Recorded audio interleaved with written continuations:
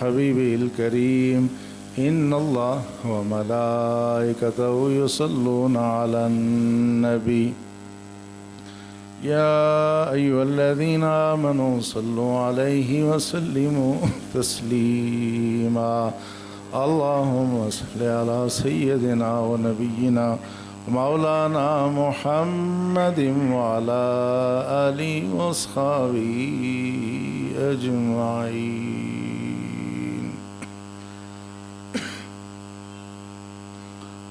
لائق احترام برادران اسلام، آج حاضری میں کوئی 7-8 منٹ تاخیر ہو گئی. اس کی وجہ یہ تھی کہ ہمارے ڈائریکٹر کالجز کوئی 15-20 منٹ پہلے ہمارے کالج میں آئے. ان کو کوئی ضروری باتیں کالج سے متعلق بتانا تھیں تو اس میں تاخیر ہو گئی. بہرحال جو وقت بھی ہے اس میں کوشش کریں گے کہ ہم کوئی ایسی بات کریں جو دنیا اور آخرت میں ہمارے لیے سود مند ہو، ہماری نجات کا ذریعہ بن جائیں. گزشتہ جمعۃ المبارک موقع پر میں نے گزارش کی تھی کہ دنیا میں جو 2 بڑی تہذیبیں ہیں، ایک مغربی تہذیب ہے، دوسری اسلامی تہذیب ہے، اور برطانیہ کی سرزمین میں بالخصوص یہ تہذیبیں ایک دوسرے کے مد مقابل یا کبھی شانہ بشانہ چلتے ہوئے نظر آتی ہیں. اسلامی تہذیب میں، اسلام کے فلسفہ حیات میں انسان کا رشتہ ایک تو اپنے مالک سے ہے، دوسرا اپنے مالک کے مملوک یعنی مخلوق سے ہے. ان دونوں رشتوں کو، بلکہ مخلوق کے ساتھ رشتہ قائم یہ اللہ کی نسبت سے ہی ہوتا ہے، جبکہ مغربی تہذیب میں اللہ کا جو کردار ہے، اس کے جو حقوق ہیں ان کو سرے سے نظر انداز کیا جاتا ہے. بندوں کے تعلقات کو خوشگوار رکھنے کی کوشش کی جاتی ہے. لیکن المیہ یہ ہے کہ مسلمان کی تعلیمات کچھ اور ہیں اور مسلمان عملاً کرتا کچھ اور ہے، جس کے نتیجے میں اسلام دنیا میں بدنام ہو رہا ہے. میں نے یہ بات وضاحت سے پیش کرنے کی کوشش کی تھی کہ مسلمان آج اسلام اور غیر مسلم دنیا کے درمیان من حیث القوم من حیث الامت ایک رکاوٹ بنا ہوا ہے. اس میں اس بات کا انکار نہیں کہ اس ملت کے دامن میں ایسے موتی چمک رہے ہیں، ہر دور میں رہے ہیں، جن کی ضیاء پاشیوں نے، جن کی روشنی نے اور جن کی جلا نے ایک زمانے کو روشن کیا. لیکن مجموعی طور پر ہمارا کوئی اس طرح کا مؤثر کردار نہیں ہے کہ مسلمان کو دیکھ کے کوئی آدمی مسلمان ہو جائے.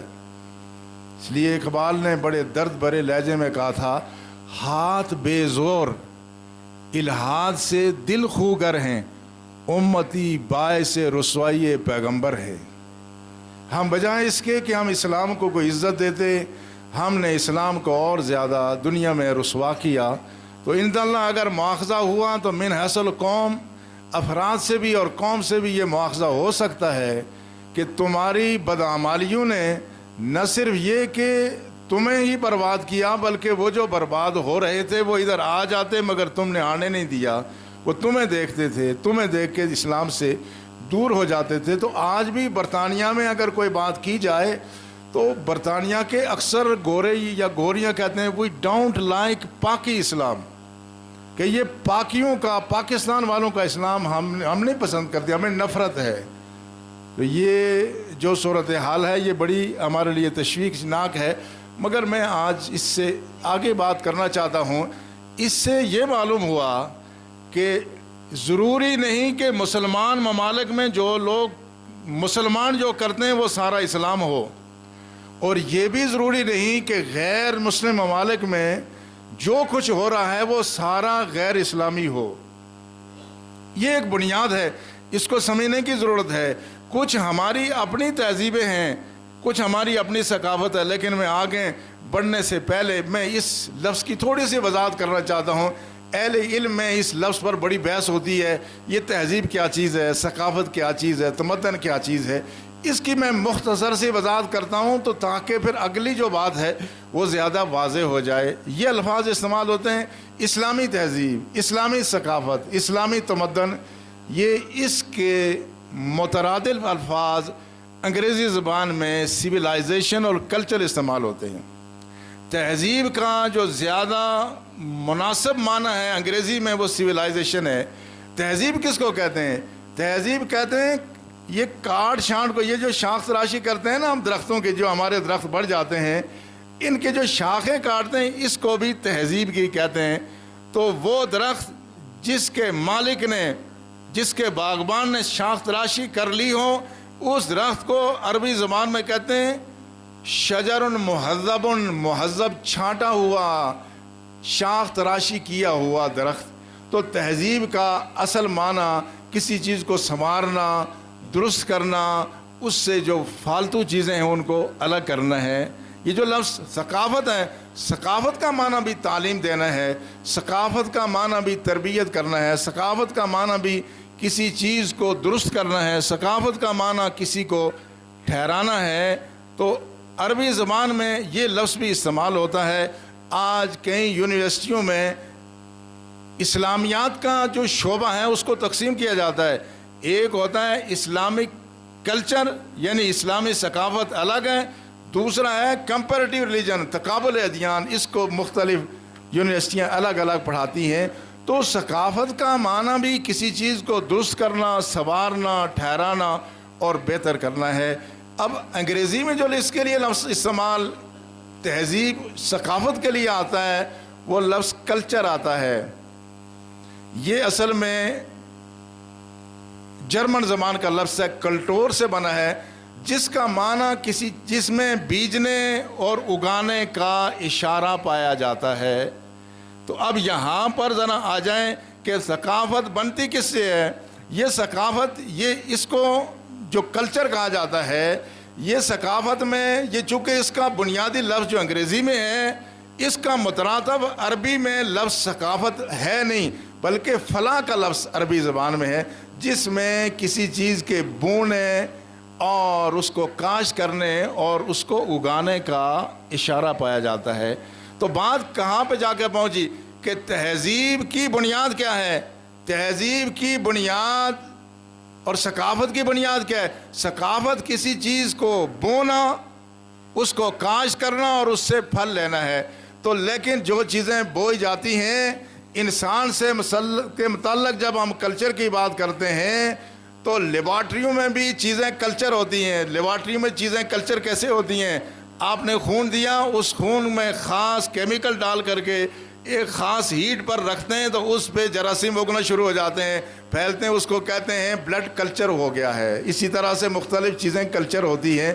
اب یہ جو کلچر کا لفظ ثقافت میں لائیں تو اس کا معنی کیا ہوگا کہ ثقافت، کلچر یہ ہے کہ کوئی چیز بیجی جائے، کاشت کی جائے اور اگائی جائے۔ مگر یاد رکھیں جب اسلام کے حوالے سے اور انسان کے حوالے سے بات ہوگی تو ہم یہ کہیں گے کہ جو چیز انسانی دماغ میں کاشت کی جاتی ہے وہ بیج کوئی ہمارا گندم اور مکئی کا بیج نہیں ہے، وہ ہمارا عقیدہ ہے، ہماری سوچ ہے اور ہماری فکر ہے جو، اور اس کے لیے یہ باقی چیزیں زمینوں میں کاشت کی جاتی ہیں، افکار انسان کے دل و دماغ اور اس کے سینے دل میں کاشت کیے جاتے ہیں، اور باقی چیزیں جب کاشت ہوتی ہیں اس کا کوئی پھل آتا ہے۔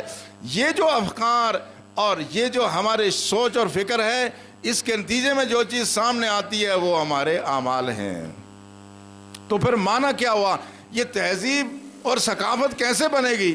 جو چیز، جو ہمارا عقیدہ ہے وہی ہمارے کردار سے جھلکے گا، جو ہماری سوچ ہے وہی ہمارے رویے سے جھلکے گی۔ تو جو چیزیں ہم عقیدہ رکھتے ہیں وہی چیز ہمارے عمل سے ظاہر ہوتی ہے۔ تو گویا اب ثقافت، اسلامی ثقافت کا معنی کیا ہوا کہ اسلامی ثقافت یا تہذیب کی نقطہ نظر سے جو ہماری سوچ ہے، جو ہمارا عقیدہ ہے وہی ہمارے عمل سے ظاہر ہو رہا ہوگا۔ لیکن آپ دیکھیں ہمارا عقیدہ کتنا صاف ستھرا ہے۔ جو توحید خالص کا عقیدہ جیسا مسلمان کے پاس ہے، دنیا کی کسی قوم کے پاس ایسا خالص توحید کا عقیدہ نہیں ہے۔ مجھے ابھی کسی نے برطانیہ میں بتایا کہ وہاں پر ایک کوئی مذاہب کے مختلف افراد کے درمیان کوئی بات ہو رہی تھی، مسلمان بھی تھے اس میں، کرسچن بھی تھے، تو اس میں تثلیث کی بات چھڑی. جب تثلیث کی بات چھڑی تو عیسائیوں کا عقیدہ یہ ہے کہ خدا ایک نہیں تین ہے، تین اقنوم ہے. تو اس میں جب بات چھڑی تو وہ جو عیسائی جو ڈاکٹر تھا، پی ایچ ڈی تھا اپنے تھیالوجی میں، اپنے مذہبی معاملات میں، وہ اس کو واضح نہیں کر سکا کہ یہ چیز کیا ہے. تو ایک شخص جو اس کے ساتھ تھا وہ بھی بڑا صاحب علم انسان تھا. جب کئی گھنٹوں تک بحث ہوئی تو اس نے کہا میں 25 سال سے تمہارے ساتھ ہوں، مجھے نہیں پتا تھا کہ تمہارا عقیدہ اتنا کمزور ہے کہ تم اس کی وضاحت نہیں کر سکے. آج سے میں عیسائیت چھوڑ کر کے میں مسلمان ہوتا ہوں، چونکہ ان کا عقیدہ واضح ہے، ان کا عقیدہ صاف ہے، شفاف ہے.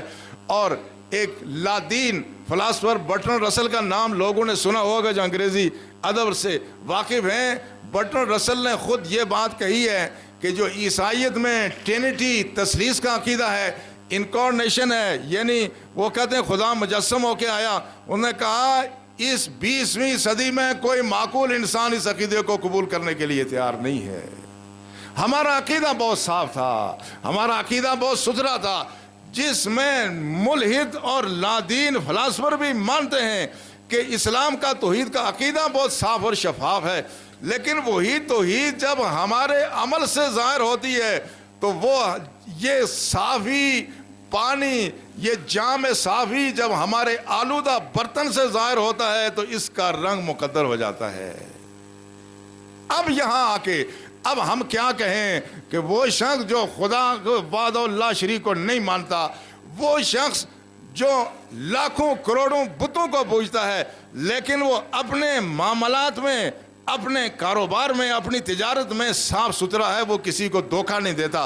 آپ کے پیچھے پہاڑوں کے پیچھے رہنے والا ہندو جو گائے کا پیشاب پیتا ہے، جس سے آپ انتہائی نفرت کرتے ہیں اور نفرت انگیز چیز ہی ہے، لیکن اس کی تجارت وہ اپنے پیٹ کی خاطر کرتا ہے، مگر وہ ساری دنیا میں تجارت کرتا ہے، کسی کو دھوکہ نہیں دیتا. یہ تمہارے اس طرف، تمہارے دائیں طرف دیکھو، ادھر یہ لوگ جو بلیاں کھاتے ہیں، چوہے کھاتے ہیں، کتوں کو کھا جاتے ہیں، جن سے تم نفرت کرتے ہو، یہ دنیا میں جہاں جاتے ہیں یہ کسی ملک کے ساتھ دھوکہ نہیں کرتے. انہوں نے آپ کے ہاں جو کچھ کیا شاید ہمارا رنگ کو چڑھا ہوگا، ورنہ ان کے ہاں دھوکہ دہی نہیں ہے.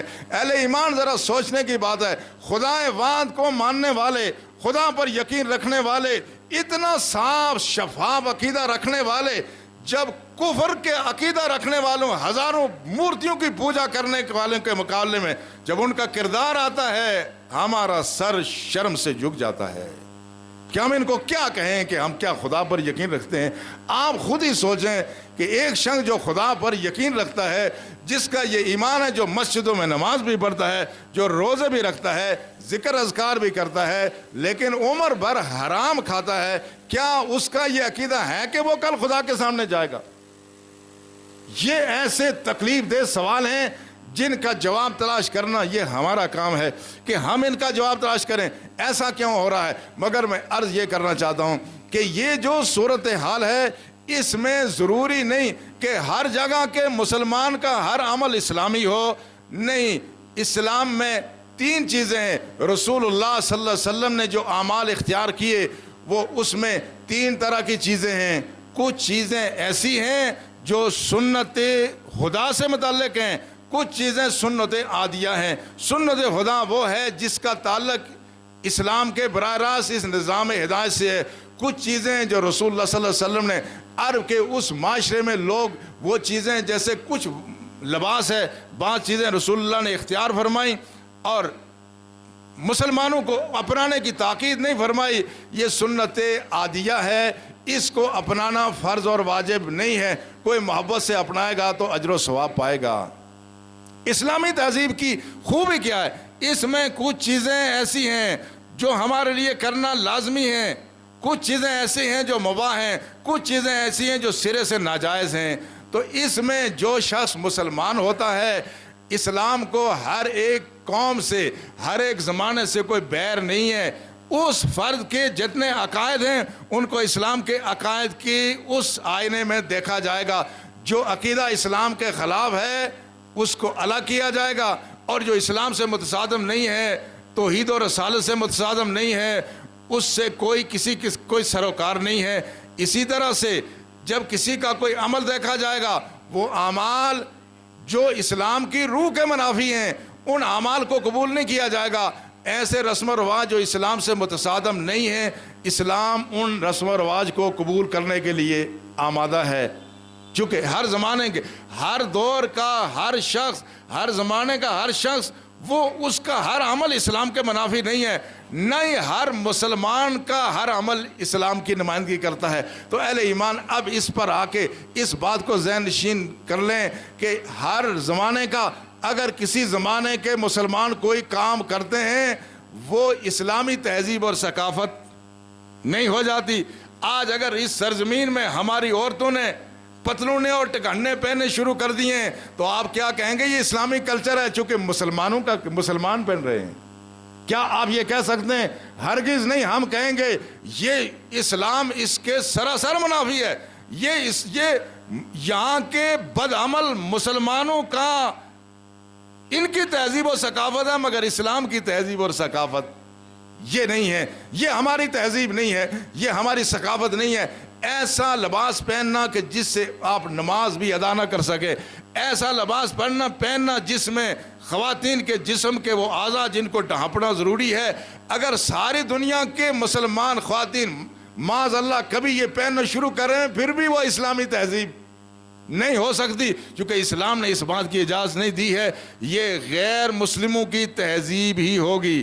اس لیے اقبال نے بڑے درد بھرے انداز میں سارے اس مسلمانوں کے رویوں کو دیکھ کر کے کہا تھا، وضع میں ہو تم نصارہ تو تمدن میں ہنود، یہ مسلمان ہیں دین دیکھ کے شرمائیں یہود۔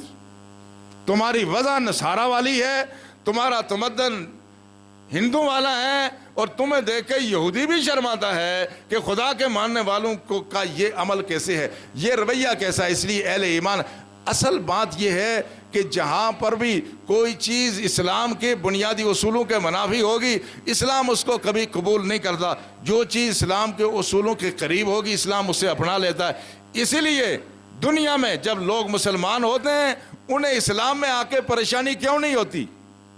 پریشانی اس لیے نہیں ہوتی، جن چیزوں سے پریشان ہو کر کے وہ یہاں آئے تھے، یہاں ان چیزوں کا علاج ہوتا ہے۔ آج اگر دنیا میں کوئی مسلمان ہوتا ہے تو وہ پریشان کس سے ہوتا ہے؟ وہ بے حیائی اور اپنے ماضی کے اس جوانی کے اس برے کردار سے تنگ آ کر کے اسلام کے نظام عفت اور نظام طہارت میں آ کے پناہ لیتا ہے، یہاں اسے پاکیزگی ملتی ہے۔ کوئی شخص اگر یہاں آتا ہے، وہ اسلام کے دامن میں لوگ کوئی پیسے کی خاطر نہیں آتے، یہاں کسی اور دنیا مقصد خاطر نہیں آتے۔ یہاں اگر کوئی آتا ہے اسلام کا جو بہترین خاندانی نظام ہے اس کو دیکھ کر کے یہاں پناہ لیتا ہے۔ کوئی اگر یہاں آتا ہے وہ اس لیے آتا ہے، وہ یہاں عیاشی کے لیے نہیں آتا، وہ یہاں پر فلمیں دیکھنے کے لیے بےہودگی کے لیے نہیں آتا، وہ یہاں آتا ہے تو آسودگی کے لیے آتا ہے، اسلام کے نظام عبادات سے متاثر ہو کے آتا ہے۔ اس لیے مسلمانوں کو اس بات کا ادراک ہونا چاہیے کہ ضروری نہیں ہے کہ کسی ملک کا مسلمان جو کام کر رہا ہے وہ اسلامی ہو جائے۔ اگر یہ بات ہوتی تو آج سعودی عرب کے بادشاہوں کی فرینچ کٹ وہ اسلامی داڑھی ہو جاتی، مگر یہ فرینچ کٹ ہی ہے، یہ حرام اور ناجائز ہے۔ یہ داڑھی، یہ شکل روئے زمین پر جو مسلمان اختیار کرے گا وہ گناہگار ہوگا اور وہ سیاہ روح ہی ہوگا۔ وہ جو وہاں بددیانتی اگر خدا نہ خواستہ ہو رہی ہے، وہاں اگر مزدوروں کے حقوق مارے جا رہے ہیں تو وہ غیر اسلامی ہی ہے۔ وہ اگر ساری دنیا کے مسلمان ظالم بھی ہو جائیں پھر بھی وہ اسلامی تہذیب نہیں ہے، وہ بدکار، فاسق اور ہوائج نفس کے پجاری مسلمانوں کا کلچر ہے، وہ اسلام کا کلچر نہیں ہے۔ اس بات کو ذہن میں رکھنا چاہیے۔ اسلام کا کلچر وہ ہے جو رسول اللہ صلی اللہ علیہ وسلم نے عطا فرمایا۔ یہ کلچر کون سا ہے؟ یہ محبت کا ہے، یہ دیانت کا ہے، یہ امانت کا ہے، یہ سچائی کا ہے۔ اور اس سے جو چیز ہٹی ہوئی ہے وہ اگر ساری دنیا کے مسلمان بھی کریں وہ اسلامی تہذیب اور ثقافت نہیں ہو سکتی۔ جھوٹ بولنا یہ شرعاً حرام ہے، ناجائز ہے۔ اور اللہ کے رسول نے فرمایا آیت المنافق ثلاث، منافق کی 4 نشانیاں ہیں۔ اذا حدث کذب، جب وہ بات کرتا ہے تو جھوٹ بولتا ہے۔ اب اگر ہمارے معاشروں میں جھوٹ عام ہو گیا ہے تو یہ اسلامی تہذیب ثقافت نہیں ہے، یہ منافقین کا طرز عمل ہے جو فاسق مسلمانوں نے اختیار کیا، اس کا اسلامی تہذیب سے کوئی تعلق نہیں ہے۔ اذا حدث کذب، بات کرے جھوٹ بولے، واذا اؤتمن خان، جب اس کو امانت دی جائے تو خیانت کرے۔ آج اگر کوئی خیانت کرتا ہے، وہ چھوٹے سے چھوٹے اہلکار ہے یا بڑے سے بڑا اہلکار ہے، اس کا یہ عمل، یہ اسلامی تہذیب اور ثقافت نہیں ہے، یہ منافق کا طرز عمل ہے، وہ نفاق کا طرز عمل اختیار کر رہا ہے۔ وَإِذَا وَعَدَ أَخْلَفَ، اور جب وہ کسی سے وعدہ کرے، وعدے کی خلاف ورزی کرے، یہ مسلمان کی تہذیب نہیں ہے، یہ منافق کی تہذیب ہے۔ اور پھر فرمایا اِذَا خَصَمَ فَاجَرَ، جب وہ کسی سے لڑے تو گالم گلوچ پہ اتر آئے، یہ طرز عمل مسلمان کا نہیں ہے۔ اللہ کے فضل و احسان سے یہ دین اتنا صاف ہے، اتنا واضح ہے، اس کی بنیادیں اتنی مضبوط ہیں کہ آج اس میں کوئی آمیزش نہیں ہو سکتی۔ یہ بات بھی پیش نظر رکھیں کہ آج مہذب آدمی کس کو کہا جاتا ہے؟ جس کے لباس کی تراش خراش بڑی اچھی ہے، چہرے کی تراش خراش بڑی اچھی ہے، لباس بڑا عمدہ ہے، بات کرتا ہے تو بڑے سلجھے انداز سے کرتا ہے، ٹھیک ہے، یہ کسی مہذب آدمی کا ایک پہلو ہے، مگر ساری تہذیب یہ نہیں ہے۔ جس کا بول میٹھا ہے، جس کی نیت بری ہے، جس کے اخلاق برے ہیں، اس کو ہم مہذب انسان نہیں کہہ سکتے۔ عہدوں پر فائز ہونے سے، ڈگریاں لینے سے اور خوبصورت واز اور بیان سے آدمی مہذب نہیں ہوتا۔ ہمارے ایک صاحب ہیں جو بڑے عام عہدے پر فائز ہیں، بڑی خوبصورت عربی انگریزی بھی بولتے ہیں، اردو بھی بڑی خوبصورت بولتے ہیں۔ ایک دفعہ ان کے گھر میں کہیں پنڈی میں شادی تھی تو والدین چلے گئے تو شام کو کہا ڈیڈی میرے فرینڈز آ رہے ہیں، آپ ہوٹل میں چلے جائیں، میرے فرینڈز آ رہے ہیں آپ ہوٹل میں چلے جائیں۔ اب دیکھو جو شخص کتنا پڑھا لکھا ہو، کتنے بڑے عہدے پر فائز ہو، جو اپنے والدین کو یہ کہے کہ میرے فرینڈز آ رہے ہیں تم ہوٹل پہ چلے جاؤ، کیا اس شخص کو آپ مہذب کہہ سکتے ہیں؟ مہذب وہ شخص ہے جو زیادہ پڑھا لکھا نہیں ہے، جو کسی طرح سے بڑی اس کی ڈگری نہیں ہے، مگر وہ والدین کے آگے اپنا آنکھیں بچاتا ہے۔ اور میں خود اس بات کا میں نے محسوس کیا، پرسوں نرسوں پچھلے ہفتے کی شام کو میری والدہ نماز پڑھ کے اٹھ رہی تھیں، گریں تو ان کی ہڈی ٹوٹ گئی، اور میں ان کو پنڈی لے کے گیا۔ میں نے محسوس کیا کہ یہ میرا باقی جتنا بھی عمل ہے، میری والدہ کو میری ضرورت نہیں پڑی اس سے پہلے، آج ضرورت پڑی ہے۔ آج اگر میں ان کو چھوڑ کے چلا گیا، میرا واعظ، میری تبلیغ، میری نصیحت، میرا قرآن، میری نمازیں، میرا ذکر اور اذکار کسی کام کا نہیں ہے۔ اس وقت سب سے بڑی عبادت اپنی ماں کی خدمت ہے۔ تو اہل ایمان، یہ جو ہمارے ہاں جو چیزیں بن گئی ہیں، یہ جو مصنوعی چیزیں ہم نے بنا لی ہیں کہ مہذب شخص وہ ہیں جس کا بنگلہ بہت اچھا خوبصورت بنا ہوا ہے، مہذب سویلائز شخص وہ ہے جو بات کرتا ہے تو بڑی خوبصورت بات کرتا ہے، مہذب شخص وہ ہے جس کا لباس بہت عمدہ ہے، مہذب شخص وہ ہے جس کو ہمارے معاشرے میں کسی عہدے کی وجہ سے عزت دی جاتی ہے۔ خدا کی قسم، اللہ اور اللہ کے رسول کی نظر میں یہ شخص مہذب نہیں ہے۔ اللہ اور اللہ کے رسول کی نظر میں مہذب وہ شخص ہے جس کی نیت خالص ہے، اور جو اللہ اور اللہ کے رسول کے لیے مخلص ہے، وہ اس کی شبیں کی اوقات رات میں وہ خدا کے سامنے کھڑے ہو کے رب کو مناتا ہے، دن کو وہ جہاں بھی ہو، وہ جس شخص کے ساتھ ملے اس سے محبت پیار سے ملے، اپنے رب کو راضی کرنے کے لیے ملے۔ یہ شخص اگر اس کے بعد ڈگریاں نہ بھی ہوں، خدا کے نزدیک یہی ایک بہترین مومن ہے۔ اس کے برعکس کسی کے پاس جتنا عہدہ، جتنے اختیارات، جتنا دولت، جتنی اہمیت، جتنی سماجی شناخت ہے، مگر نہ اس کے لیے اللہ کے لیے محبت ہے، نہ اللہ کے رسول کی سنت کے لیے دل میں احترام ہے، نہ مخلوق خدا کے لیے اس کے دل میں کسی طرح کا کوئی محبت کا ایثار کا جذبہ ہے، یہ شخص مہذب سویلائز نہیں ہو سکتا۔ اہل ایمان، ہمیں چاہیے وہ شکل بنائیں جو خدا کو پسند آئے، وہ شکل بنائیں جو خدا کو پسند آئے، وہ نیت اور ارادہ رکھیں کہ جو خدا کو پسند آئے، وہ عزم رکھیں جو ہمارے رب کو پسند ہو، تاکہ ہم اللہ کے نزدیک پسندیدہ ہو جائیں۔ اللہ کے نزدیک مہذب شخص وہی ہے، اللہ کے نزدیک سب سے زیادہ اچھا شخص وہی ہے جس کی نیت بھی اچھی ہے، جس کا عمل بھی اچھا ہے۔ اللہ ہمیں یہی طرز عمل، طرز فکر اپنانے کی توفیق عطا فرمائے۔ وما علینا الا البلاغ سنت۔